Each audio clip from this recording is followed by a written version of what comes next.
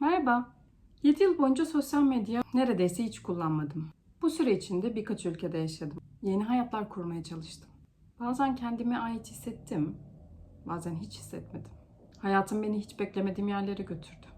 Kendimi kaybettiğim zamanlar oldu. Yeniden bulduğum zamanlardan. Uzun süre yalnız kaldım. Bugün geriye dönüp baktığımda görüyorum ki o yalnızlık bana çok şey öğretti.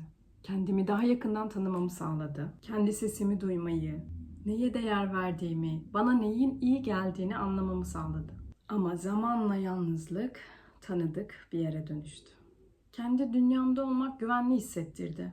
Bir anlamda izole yaşamak konfor alanım olmuş oldu. Ve bunun hem güzel hem zor tarafları vardı.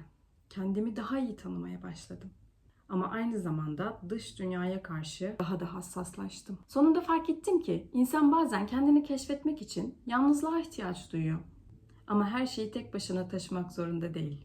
Sanırım son yıllarda en çok şunu öğrenmeye çalıştım. İnsan kendini gerçekten nasıl tanır? Ben Bükem. Dışa vurumcu sanatlar ve farkındalık alanında çalışmalar yapıyorum. Yaratıcılığa, psikolojiye ve insanların kendilerini daha iyi anlamalarına alan açan süreçlere ilgi duyuyorum. Bir süre İngilizce içerik üretmeyi düşündüm. Hatta Instagram hesabı açtım, oradan içeriye biraz başladım. Oradaki ismim Elephant Woman. İsim hikayesini daha sonra sizlere anlatırım. Ama sonra fark ettim ki insanın içinden gelen şeyler en rahat ana dilinde ifade buluyor.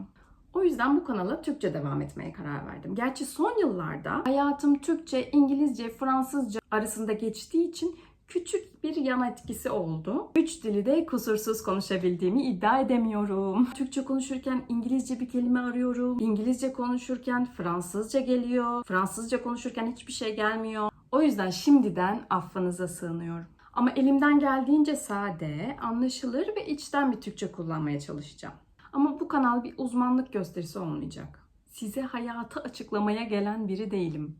Daha çok birlikte keşfetmek isteyen biriyim. Çünkü kendimi anlamaya çalışırken dünyayı da biraz farklı deneyimlediğimi fark ettim. Bazı şeyler bana hep daha zor geldi. Bazı şeyleri çevremdeki insanlardan farklı yaşadım. Uzun süre bunun nedenini anlamaya çalıştım. Psikoloji okudum, insanları gözlemledim, kendimi gözlemledim, sanata yaklaştım, meditasyona yaklaştım. Yıllarca anlamlandıramadığım bazı deneyimlerime sonradan isimler koyabildim. Ama en önemli farkındalığım bunların hiçbiri olmadı. En önemli farkındalığım şu oldu. Kendimi düzeltmeye çalışmaktan vazgeçip kendimi anlamaya çalışmaya başladım. Bir noktada fark ettim ki yaşadığım şeylerde yalnız değilim. Benim ihtiyacım olan şey sadece bilgi değildi. Hikayelerdi, bağ kurmaktı, dayanışmaydı. Benzer deneyimlerden geçen insanların var olduğunu bilmekti. Belki de bu yüzden geri döndüm. Çünkü özellikle benim için internet bazen gürültülü bir yer olsa da bazen insanın kendisini daha az yalnız hissetmesini sağlayan bir yerde olabiliyor. Özellikle doğru kullanabilirsek. Bu kanalda psikoloji konuşacağız, yaratıcılığı konuşacağız, aidiyeti konuşacağız. Kendimizi evimizde hissetmenin ne demek olduğunu konuşacağız. Bazen göç etmenin, yeni hayatlar kurmanın ve kendine yeniden bir yer açmaya çalışmanın nasıl bir deneyim olduğundan bahsedeceğiz. Dışa vurumcu sanatlarla deneyler yapacağız. Bazen zor şeyler konuşacağız. Bazen komik şeyler. Bazen de sadece insan olmanın ne kadar tuhaf, güzel ve karmaşık bir deneyim olduğundan bahsedeceğiz. Ama en çok da birlikte keşfedeceğiz. Kendimizi, birbirimizi ve bu dünyada nasıl var olduğumuzu. Bu arada küçük bir not. Bu videoyu yükleyebilmek ve kurgulayabilmek için telefonumdan ve bilgisayarımdan birkaç uygulama silmek zorunda kaldım. Hani şu an içerikleri biraz mütevazi, ilkel yollarla üretiyorum. O yüzden başlangıçta görüntüde, seste, kurguda aksaklıklar olursa affola. Ama mükemmel şartları bekleseydim hiç başlayamayacaktım. Mükemmel şartlar kendiliğinden oluşmuyor zaten. Ben de beklemek yerine başlamayı seçtim.